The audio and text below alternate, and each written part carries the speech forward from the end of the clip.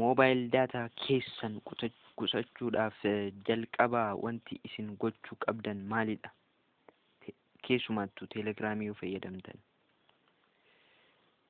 Ayye hordoftoota koo baga nagaan gara chaanaalii kootii dhuftan. Chaanaalii kootii warra haaraa taatan chaanaalii koo kana subscribe gochuu hin dagatinaa.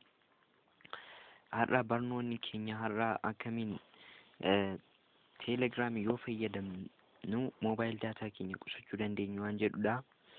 Kallattiiwwan gara barnootichaatti dabarra jalqaba irratti telegraamii irra galla. Isa booda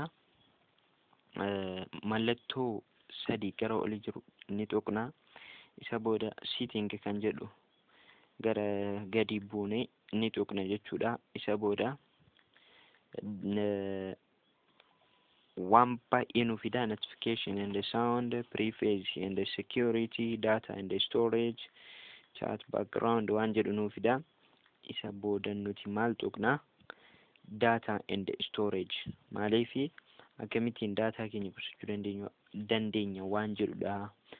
Wanti nuti ilaaluuf deemnu waan ta'eefi isa booda when using mobile data isa jedhu osoo nuti najajin footoo bu'u, osoo nuti najajin voice bu'u, osoo nuti najajin muusikii bu'u, faayila bu'u hundasaa balleessuu qabna isa right ta'e jechuudha. Maaliifi ofumaan bu'a yeroo baay'ee yoo kanan goone ta'e. Kanaafuu birrii keenya